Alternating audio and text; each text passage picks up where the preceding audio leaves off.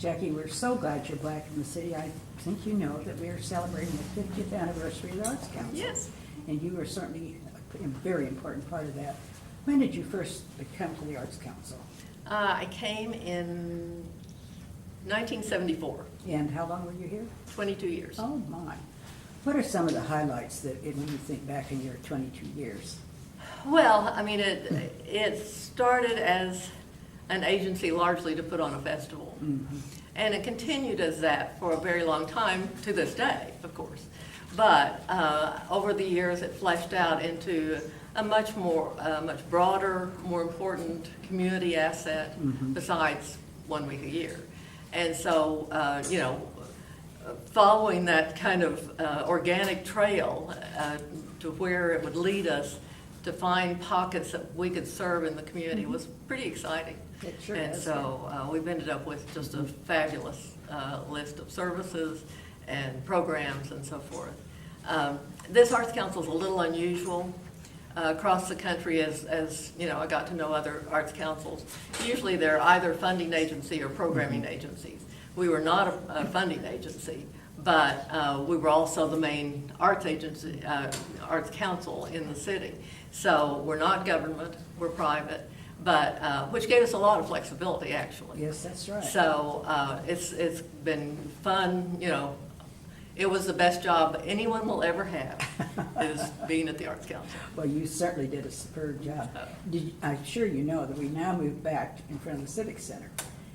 You were all part of that first Where I meeting. started, you bet. Was that when you first began that took place? It was, yeah, it was in Civic Center, and then we moved here in 82. Somebody tell me if that's right. Yes. Okay, 82. We moved in 82, and which was a huge thing, and we were forced to move. The city fathers wanted us to be a vehicle to start bringing some notice and some credibility to Myriad Gardens. Oh, And they weren't happy with us in Civic Center Park because we did some damage every year. I mean, there's no other way to put it. And it was never designed to do what we did there. yeah. So the powers that be said, find a way to, you know, move this over. They wanted us to move into the Myriad Gardens. And we had many meetings, and Larry Lucas finally said, we were working from an aerial view, and he finally said, you know, if we could get access or control of a peripheral property to the Myriad Gardens, then we could center it there and work it into the gardens. And we're sitting in it. This facility was the first public facility built in Oklahoma City after the war, after World War II, and was the main fire station for many years. And so this half block of property, we took a long-term lease with the city of Oklahoma City, which is getting ready to expire, and you know, and put the resources into this property to be able to serve safe food, to perform properly, to do all those things, to present artists in the best light. And so we actually took a loan for $250,000 Which is a lot of to money. do that here, along with money that Marilyn Myers had saved, because Marilyn Myers always saved the money, right? And so she didn't like spending money, she liked saving money. And so we took what Marilyn had in the bank, we borrowed $250,000 and put about $500,000 into this property. And it was a great investment. So it's been a wonderful home for us.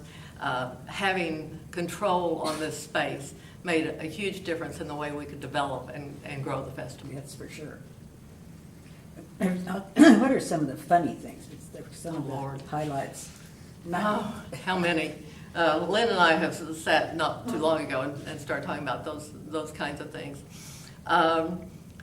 One night, Barney Limbeck and I were drilling a hole in the middle of Civic Center Park about midnight, and we hit a water main.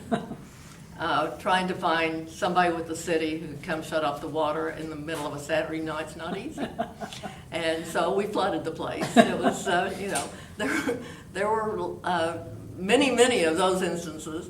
One of my favorites that you can edit out if you want to, but The last year we were at Civic Center Park, I was still director, and I was tired, and the last day I thought, I'm going to sit here and watch a performance. I never do that. So I sat myself down on a park bench in front of the main stage, and in a few minutes, a street person came and sat beside me. And we didn't, I think we said hello, and that's about it. And that was back when we were still doing melodrama.